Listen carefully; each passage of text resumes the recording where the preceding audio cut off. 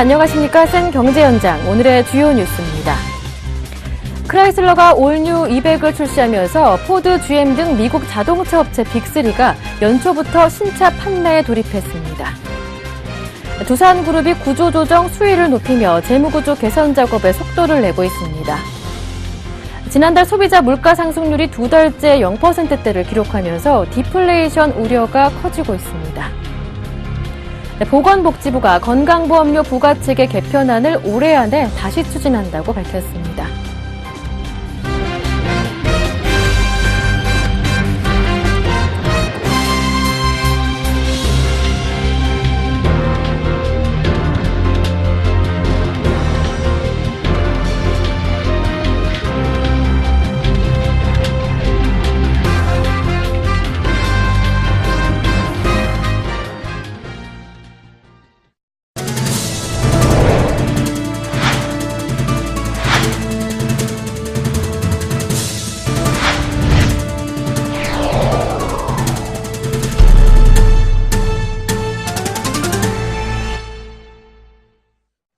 앞서 미국 증시는 1%대 상승세를 기록했지만 국내 증시는 별다른 반응이 없었습니다. 외국인들의 매도에 결국 소폭 하락으로 마감됐는데요. 오늘장 마감 소식 증권부의 박준석 기자 통해 들어보겠습니다. 안녕하세요. 안녕하십니까. 네, 자세한 마감 시황 알려주시죠. 네, 코스피 지수가 외국인의 매도세에 밀려 소폭 하락한 채 마감했습니다. 3일 코스피 지수는 전날보다 0.04% 하락한 1951.96포인트의 장을 마감했습니다. 반면 코스닥 지수는 전날보다 0.52% 오른 593.31포인트의 거래를 마쳤습니다. 외국인의 매도세가 지수를 끌어내렸습니다. 외국인은 이날 250억 원어치의 주식을 팔아치웠습니다. 반면 개인은 141억 원, 기관은 102억 원을 순매수하며 지수 하락을 방어했습니다. 특히 연기금이 650억 원어치의 주식을 사들이며 구원투수 역할을 톡톡히 해냈습니다. 업종별로는 섬유, 은행, 종이목재 등이 1, 2%대의 강세를 보였습니다. 반면 전기가스, 운송장비, 통신 등은 약세를 보였습니다. 시가총액 상위 종목 중에서는 KB금융이 2%대의 강세를 보인 가운데 신한지주, 아모레퍼시픽 등이 올랐습니다. 반면 현대차, 기아차, 현대모비스 등 자동차주 3인방이 동반 하락했고 한국전력, SK텔레콤 등도 약세를 보였습니다. 네, 한편 대한전선은 상장 폐지를 면할 것 같다는 소식이 있던데요. 이 내용 이어서 들어보죠. 네, 대한전선이 채권단으로부터 1,500억 원의 추가 자금 지원을 받게 되면서 상장 폐지를 면하게 될 전망입니다. 3일 금융투자업계에 따르면 대한전선 채권단인 10개 은행은 대한전선의 추가 자금 1,300억 원과 영업을 위한 외화 지급 보증 2천만 달러를 지원하는 내용을 골자로 한 대한전선 경영 정상화 방안을 전날 가결했습니다. 채권단은 이번 주 내에 1,300억 원의 추가 자금을 지원할 예정입니다.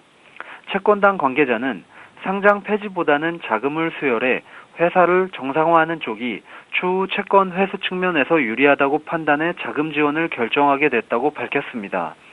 업계에서는 상장을 유지하는 데 핵심 조건 중 하나였던 채권단의 추가 자금 지원이 확정되면서 대한전선이 상장 폐지 위기를 면하게 될 것으로 내다보고 있습니다. 현재 대한전선은 회계 처리 기준 위반 등의 사유로 한국거래소 상장 적격성 실질심사 대상에 올라가 있습니다. 거래소는 조만간 기업심사위원회를 속개해 대한전선의 상장 유지 여부를 결정할 예정입니다. 채권단은 자금 지원을 토대로 대한전선을 정상화한 이후에 다시 매각 절차를 진행할 방침입니다. 앞서 채권단은 지난해 7천억 원 규모의 출자 전환을 통해 확보한 대한전선 지분 72.7% 중 최소 50% 이상을 매각키로 결정하고 절차를 진행했으나 지난해 말 본입찰이 유찰된 바 있습니다. 단독으로 본입찰에 참여한 한행컴퍼니와 채권단 간에 인수금액에 대한 이견이 좁혀지지 않았기 때문입니다. 국내 2위의 전선업체인 대한전선은 지난 2009년 채권단과 재무구조 개선 약정을 맺고 3조 원의 자산을 매각하는 등 구조조정을 진행해 왔습니다. 그러나 잔여 부채와 금융비용 등으로 재무 구조가 계속 나빠지면서 지난 2013년 완전 자본 잠식 위기에 놓이자 창업주 일가가 경영권을 포기하기에 이르렀습니다. 네, 말씀 잘 들었습니다. 지금까지 서울경제신문 증권부의 박준석 기자와 함께했습니다. 고맙습니다. 감사합니다.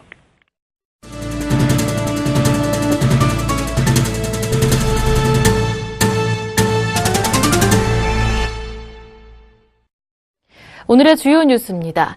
지난해 국내 수입차 판매량은 2013년보다 25%나 늘었습니다. 이 같은 성장세는 독일을 필두로 한 유럽차 업체들이 이끌었는데요.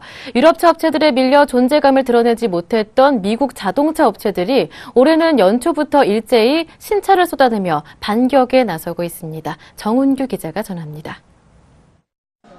크라이슬러의 중형 세단 올류 200입니다. 그릴과 헤드램프가 통합된 독특한 전면 디자인과 쿠페를 보는 듯한 바디라인이 눈길을 끕니다. 부드러운 동력 전달을 위해 동급 최초로 9단 자동 변속기가 적용됐고 운전자의 안전운행을 돕기 위해 사각지대 모니터링 시스템 등 60여 가지 안전장치가 탑재됐습니다. 올 뉴 200은 지난해 미 자동차 전문 매체 워즈오토로부터 2014 10대 베스트 인테리어에 선정되고 미국 고속도로 안전보험협회 충돌 테스트에서 최고 등급을 받는 등 호평을 받은 차량입니다. 크라이슬러는 올류 200을 북미 시장에 이어 두 번째로 한국에 출시했습니다. 그만큼 올해 한국 시장 공략에 공을 들이겠다는 것입니다. Last year we started a process in order to become a significant player in this market in Korea. And we'll be launching more and more new products in the next years to come, starting in 2015. 크라이슬러와 함께 미국 자동차 빅3로 불리는 포드와 GM도 연초부터 신차를 내놓으며 국내 시장 공략에 가속도를 내고 있습니다. 포드는 지난달 근육질의 힘센 자동차를 뜻하는 머슬카의 대표주자 올류 머스탱을 출시했습니다. GM의 고급 브랜드 캐딜락도 지난주 ATS 쿠페를 내놓고 판매에 돌입했습니다. 미국차 업체들이 이처럼 국내 시장에 공을 들이는 건 FTA 효과와 유가 하락 등 어느 때보다 유리한 판매 여건을 막고 있기 때문입니다. 8%였던 미국산 자동차에 대한 관세는 지난 2012년 한미 FTA 발효 이후 4%로 낮아졌고 내년부터는 아예 관세가 철폐됩니다. 연비가 나쁘다는 인식이 강한 미국차 업체들에게 저유가 상황도 좋은 기회가 되고 있습니다. 실제로 지난해 미국 완성차 업체들은 일제히 판매 회복세를 보였습니다. 포드는 전년 대비 판매량이 20% 늘었고 크라이슬러는 27%, 캐딜락은 68% 늘었습니다. 하지만 수입차 시장에서 미국산 완성차의 점유율은 여전히 초라한 형편입니다. 수입차 협회에 따르면 작년 말 기준 미국 완성차 점유율은 7.4%로 유럽산 80.4%는 물론 일본 12.3%보다도 크게 뒤처졌습니다. 미국차 브랜드들이 국내 시장 확대를 위해 전력 투구를 하는 이유입니다. 크라이슬러가 올류 200을 출시하면서 포드, GM 등 미국차 빅3가 연초부터 신차 판매에 돌입했습니다. 국내 수입차 시장 성장세에도 존재감을 발휘하지 못했던 미국차 업체들이 신차 공세로 점유율 확대에 성공할 수 있을지 관심이 집중됩니다. 서울경제TV 정훈규입니다. 두산그룹이 주력 계열사의 인력 감축에 이어 일부 부실 계열사는 정밀 진단에 들어가는 등 조직 재정비에 속도를 내고 있습니다. 두산그룹은 각 계열사들의 실적 부진이 계속되고 있는 상황에서 실적 개선을 이뤄내기 위한 예방 차원이라는 입장입니다. 한지희 기자가 보도합니다. 두산그룹이 주요 계열사의 희망퇴직 접수에 이어 최근에는 외부 컨설팅을 진행하는 등 그룹 재정비에 박차를 가하고 있습니다. 지난해 말 인력 감축에 나선 두산중공업에 이어 두산인프라코어도 사무직 감원에 나섰습니다. 두산인프라코어의 희망퇴직은 두산중공업 때보다 대상 범위를 넓혀 시행될 예정입니다. 나이 직급과 무관하게 사무직 직원 전체 3,200여 명을 대상으로 하는데 희망퇴직 규모는 200여 명을 감축한 두산중공업과 비슷한 수준이 될 것으로 알려졌습니다. 두산그룹의 이 같은 움직임은 악화된 업황으로 주요 계열사들이 어려운 경영 환경에 처해 있는 만큼 체질을 개선해 정상화를 이루기 위한 것으로 풀이됩니다. 발전 담수 설비 전문 회사인 두산중공업은 유가 하락 등으로 플랜트 시장이 경직된 데다 경쟁도 심화돼 지난 2012년부터 수주 부진에 지속적으로 시달리고 있는 상황입니다. 두산인프라코어 역시 글로벌 건설 경기 침체로 주요 시장인 중국을 비롯해 건설 수익성이 악화되고 있습니다. 두산인프라코어는 2012년 3,624억 원, 2013년 3,695억 원의 영업이익을 각각 올렸지만 미국에 거점을 둔 건설기계 계열사 밥캣의 실적을 제외하면 영업이익 규모는 2012년 1,380억 원, 2013년 859억 원으로 지속적으로 감소 추세를 보이고 있습니다. 이처럼 그룹 핵심 계열사인 두산중공업과 두산인프라코어가 2달 간격으로 희망퇴직을 단행하자 최근 외부 컨설팅에 착수한 두산건설과 두산엔진도 구조조정 타깃이 될 수 있다는 관측에 힘이 실리고 있습니다. 지난 2013년 유동성 위기에 빠졌던 두산건설은 두산중공업의 긴급 자금 수혈로 위기에서는 벗어났지만 2011년부터 4년 내내 적자를 기록하고 있습니다. 현대중공업에 이어 국내 2위의 선박 엔진을 생산하는 두산엔진도 조선업황 침체로 2011년 2,994억 원에 달하던 영업이익이 2012년 698억 원, 2013년에는 7억 원으로 끝없이 추락하며 지난해 적자로 돌아섰습니다. 두산엔진은 지난 2012년 실적 악화에 따라 공장 한계동을 줄이는 설비시설 감축 조치를 취한 바 있습니다. 아울러 대우조선해양이 보유한 두산엔진집은 8%가량을 매각하려는 움직임을 보이면서 구조조정도 곧 단행될 것이라는 관측입니다. 그러나 두산그룹 측은 두산엔진과 두산건설의 재무 컨설팅 용역을 의뢰한 것은 구조조정 목적이 아니라 실적 개선을 위해 외부의 의견을 듣는 차원일 뿐이라고 선을 그었습니다. 서울경제TV 한지입니다. 지난달 소비자 물가 상승률이 2개월 연속 0%대를 기록해 디플레이션 우려가 다시 나오고 있습니다. 통계청이 발표한 1월 소비자 물가 동향에 따르면 지난달 소비자 물가는 전달보다 0.5% 상승했고 지난해 1월보다는 0.8% 상승에 그쳤습니다. 소비자 물가 상승률은 2013년 10월 0.9% 이후 13개월 연속 1%대를 기록하다가 지난해 12월 0%대로 떨어졌습니다. 품목별로 지난달 농축산물은 1년 전보다 0.7% 상승해 2개월 연속 상승세를 보였고 공업제품은 3개월 만에 0.1% 올랐습니다. 공업제품 중 국제 유가 하락 영향이 두드러진 휘발유와 경유, LPG 등은 20% 이상 하락했지만 올 초 가격이 대폭 오른 담배의 영향 등으로 상승세로 돌아선 것으로 해석됩니다. 신선식품지수는 전년 동월에 비해 2.1% 하락하며 지난 2013년 9월 이후 17개월 연속 마이너스 성장세를 이어갔습니다. 이와 관련해 통계청 관계자는 일각의 디플레이션 우려에 대해 가격 하락 품목이 석유류와 농산물 정도라며 디플레이션을 우려할 정도는 아니라고 말했습니다. 고소득층의 보험료를 올리고 저소득층의 보험료를 내리는 쪽으로 건강보험료 부과체계를 개편하려다 갑자기 연내 논의를 중단하겠다고 선언했던 보건복지부가 비판 여론이 거세지자 또다시 태도를 바꿔 연내 추진 쪽으로 방향을 선회했습니다. 보건복지부 핵심 당국자는 오늘 새누리당 김무성 대표가 정부가 건강보험 수가체계 개선안을 마련하면 당이 적극적으로 지원하겠다고 천명한 만큼 이른 시일 안에 건보료 부과체계 개편 정부안을 만들어 당정 협의를 하겠다고 말했습니다. 지난 1월 28일 문영표 복지부 장관이 논의 중단을 선언한 이후 6일 만에 재추진 의사를 밝힌 것입니다. 이처럼 연내 논의 불가에서 연내 논의 쪽으로 복지부의 기류가 급격히 변한 것은 김무성 대표에 이어 비박으로 분류되는 유승민 의원이 원내대표로 선출되면서 여당 지도부가 건보 개편 연기 방침 등 정책 혼선에 대해 강력히 경고하고 나선 것이 작용한 것으로 보입니다. 이 당국자는 여당의 원내 사령탑이 바뀐 만큼 중단된 건보료 개편 논의가 당정 협의 등을 거쳐 재개될 것으로 한다고 말했습니다. 제2롯데월드 안전관리위원회는 고객 불안감 해소를 위해 24시간 비상체제를 가동한다고 오늘 밝혔습니다. 위원회는 기존 소방방재센터 중심 훈련을 롯데물산과 롯데건설, 롯데월드몰 내 운영사, 입점업체, 협력업체 등이 함께 참여하는 훈련으로 확대하고 실제 상황과 비슷한 시뮬레이션 훈련도 하기로 했다고 설명했습니다. 비상 상황이 생기면 안전상황실에서 접수한 내용을 안전관리 파트에 통보해 긴급 조치하고 홍보 파트가 이 내용을 언론에 공개하는 등 위원회 내 안전상황실, 안전점검 파트, 안전관리 파트, 홍보 파트가 유기적으로 운영되도록 다양한 훈련 상황도 적용할 계획입니다. 위원회 관계자는 롯데월드몰 구성원이 24시간 비상체제를 통해 시설 안전 운영과 고객 보호에 최선을 다할 것이라고 말했습니다. 임시 개장한 제2롯데월드에서 크고 작은 안전사고가 잇따른 것과 관련해 서울시가 체계적인 안전관리 시스템을 주문하자 롯데그룹은 지난달 이인원 부회장을 위원장으로 하는 위원회를 구성해 활동을 시작했습니다.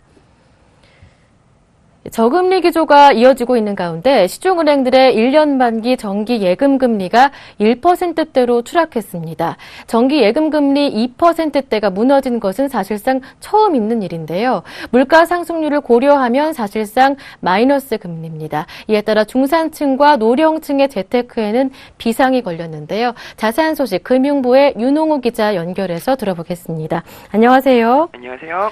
네, 시중은행들의 정기 예금 금리가 1%대로 내려갔습니다. 사실상 세금을 제하고 나면 마이너스 금리인데요. 네, 그렇습니다. 신한은행이 지난달 30일에 대표 정기예금 상품인 신한 S드림 정기예금 금리를 2.0%에서 1.9%로 전격 인하했습니다. 신한은행 정기예금 금리가 1%대로 내려간 것은 처음 있는 일입니다. 우리은행 역시 최근에 우리사랑 나눔이 정기예금 금리를 2.0%에서 1.9%로 낮췄습니다. 국민은행이나 하나은행 등 다른 대형 시중은행들도 2.0%인 정기예금 금리를 조만간 인하할 예정입니다.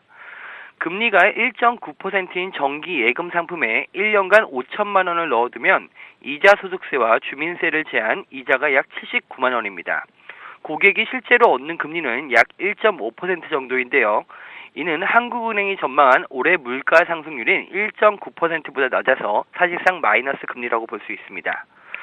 그동안 은행들은 2%대 이하로 금리를 낮추는 것은 주저해 왔습니다. 2%대에서 1%대로 가는 것에 대한 심리적 저항이 강하기 때문입니다.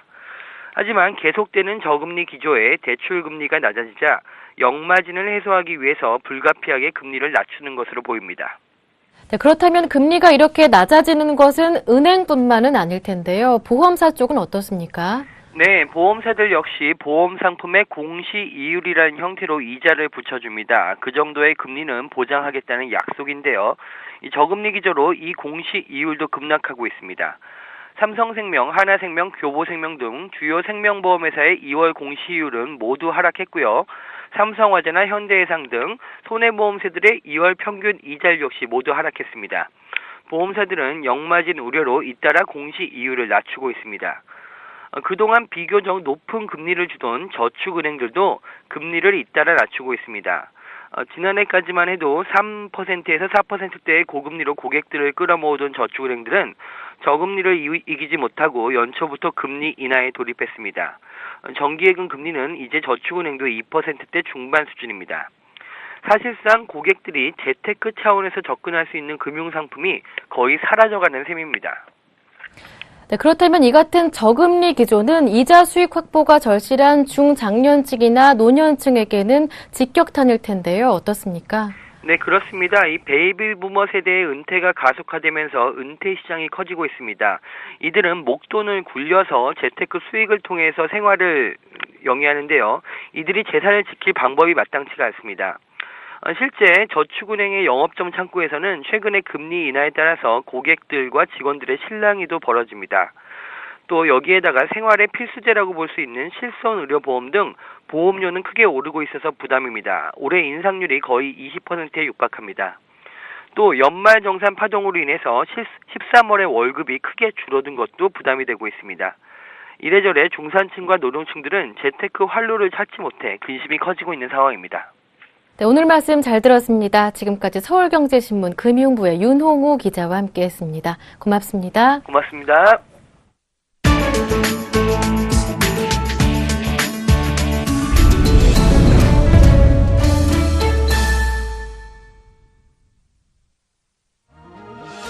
그리스가 프랑스와 영국 등 개별 국가들과 직접 구제금융 재협상에 나선 가운데 그리스 은행들이 유럽중앙은행에 긴급 유동성 지원을 요청한 것으로 전해졌습니다. AFP 통신은 금융 전문가들을 인용해 그리스 은행들이 유럽중앙은행 ECB에 50억 유로 규모의 긴급 유동성 지원을 요청했다고 보도했습니다. AFP 통신은 투자은행인 나티시스의 질뱅브로 이어 수석 이코노미스트의 말을 빌려 이같이 전하고 오는 4일 유럽중앙은행 정책위원회 회의에서 이 문제가 검토될 것이라는 그리스은행 쪽 소식통의 발언도 소개했습니다. 하지만 유럽중앙은행은 이에 대한 답변을 거부한 것으로 알려졌습니다. 그리스 정부는 현재 유럽연합과 유럽중앙은행, 국제통화기금 등 이른바 트로이카 구제금융 채권단과의 협상을 중단하고 주요국들과의 별도 접촉을 벌이고 있습니다. 또 트로이카가 기존 구제금융 프로그램이 끝나는 이달 말까지 협상을 끝내자고 제안한 것을 거부한 채 부채 탕감과 긴축 폐기를 포함한 재협상을 하자고 제시했는데 이 경우 적지 않은 기간 추가 유동성 확보가 필요하다는 지적이 나오고 있습니다. 버락 오바마 미국 대통령이 올해 10월부터 내년 9월 말까지 적용되는 2016년도 회계연도 예산안을 미국 의회에 제출했습니다. 오바마 대통령은 예산안에서 전체 예산 규모를 약 4조 달러, 우리 돈으로 4,400조 원 규모로 편성해 시퀘스터, 즉 예산 자동 삭감 상한선을 740억 달러, 한화 약 81조 5천억 원을 초과했습니다. 예산안은 오바마 대통령이 지난 20일 국정연설에서 밝힌 구상을 반영해 부유층과 기업을 상대로 세금을 더 많이 걷어서 중산층 지원에 투입하는 것을 골자로 하고 있습니다. 이에 대해 공화당은 이른바 부자 증세에 대해 반대하는 입장이어서 오바마 대통령은 앞으로 미국 상원과 하원을 장악한 공화당과 예산안 전쟁을 피할 수 없을 전망입니다. 오바마 대통령은 예산안에서 부유층 증세와 관련해 자본소득에 대한 최고 세율을 28%로 인상해 앞으로 10년간 3,200억 달러 세수를 추가로 확보하겠다고 제안했습니다. 기업에 대해서는 미국 기업이 국외에 보유한 유보금에 일회적으로 14%의 세금을 부과하는 방안을 제시했습니다. 오바마 대통령은 확대된 추가 재원으로 저소득층 세금 감면과 중산층 소득 증대, 정밀의학, 사회간접 자본 확충, 기후변화 대책 등에 투입하겠다고 밝혔습니다. 중국, 러시아, 인도 3국은 어제 베이징에서 제13차 3국 외교장관 회담을 갖고 협력 공영을 핵심으로 하는 신형 국제관계 건설과 국제관계 민주화와 다극화 등을 추진해 나가기로 합의했습니다. 중국 외교부에 따르면 각국 외교장관들은 회담을 마친 뒤 공동 성명에서 3국은 개방, 단결, 상호 이해와 신뢰의 정신으로 국제 문제에 대한 협력을 강화해 나갈 필요가 있다고 의지를 다졌습니다. 이들은 회담에서 안전보장이사회를 포함한 유엔에 대한 전면 개혁이 필요하다는 점에 대해서도 공감을 표시했습니다. 또 국제 현안으로 급부상한 테러리즘과 관련해 각국 간은 안보리 결의와 세계 반테러 전략을 적극적으로 실행해야 한다면서 조속히 반테러 공약에 관한 회담을 완료해야 한다고 촉구했습니다. 이들은 이란핵, 시리아, 이스라엘 팔레스타인 갈등, 이라크 사태, 기후변화 문제 등에도 공통된 입장을 표명했습니다. 특히 우크라이나 사태와 관련해서는 모든 당사자가 지난해 9월 체결된 민스크 휴전협정을 지켜야 한다고 촉구했습니다. 이번 3국 외교장관 회담은 우크라이나 사태 등으로 러시아와 서방 간 갈등이 계속되고 있는 가운데 전통 연대 세력인 세 나라 간 공조를 확인하기 위한 것으로 풀이됩니다. 2월 3일 화요일 센 경제 현장 마칩니다. 시청해주셔서 고맙습니다.